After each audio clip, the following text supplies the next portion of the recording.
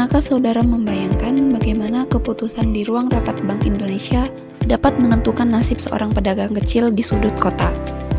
Inilah yang akan kita bahas, kebijakan suku bunga acuan Bank Indonesia dan dampaknya terhadap UMKM.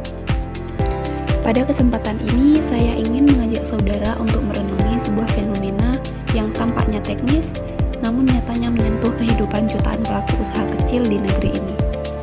Kebijakan suku bunga acuan Bank Indonesia dan dampaknya terhadap sektor real, khususnya usaha mikro, kecil, dan menengah. Belakangan ini, keluhan tentang tingginya bunga pinjaman bank kian terdengar dari para pemilik usaha kecil. Langkah Bank Indonesia menaikkan suku bunga acuan hingga 6,25% pada Agustus 2024 lalu.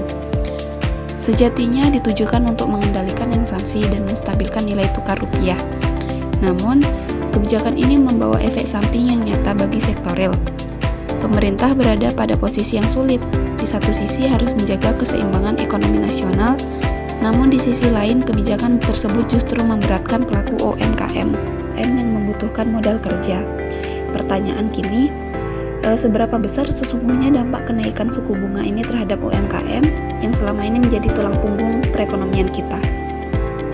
Data menunjukkan bahwa fluktuasi BI rate sangat bergantung pada laju inflasi serta stabilitas ekonomi global. Sayangnya, keputusan moneter ini terkesan lebih mengutamakan angka-angka makro.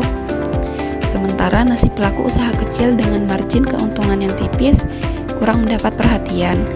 Ketika suku bunga acuan naik, bunga kredit perbankan pun otomatis melambung, dan hal ini menjadi beban berat bagi UMKM dengan modal terbatas.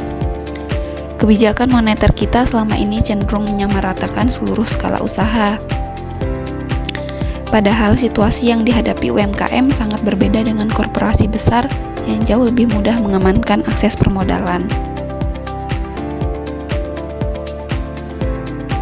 Data Bank Indonesia dan Badan Pusat Statistik mencatat, investasi sektor properti sempat turun hingga 15% pada tahun 2023. Sementara konsumsi rumah tangga turun 5% pada kuartal kedua tahun yang sama. Indikasi nyata tertekannya sektor real. Dalam teori moneter, terdapat sebuah rumusan terkenal yang disebut Taylor Rule, digagas oleh ekonom John B. Taylor pada tahun 1993. Inti dari konsep ini adalah bahwa penyesuaian suku bunga semestinya didasarkan pada tingkat inflasi aktual dan capaian pertumbuhan ekonomi terhadap potensi realnya. Namun, model ini lahir dari lanskap ekonomi negara maju dengan sistem keuangan yang telah mapan. Ketika diterapkan di Indonesia, kita harus realistis bahwa struktur ekonomi domestik kita didominasi oleh UMKM yang masih kesulitan mengakses sektor keuangan formal.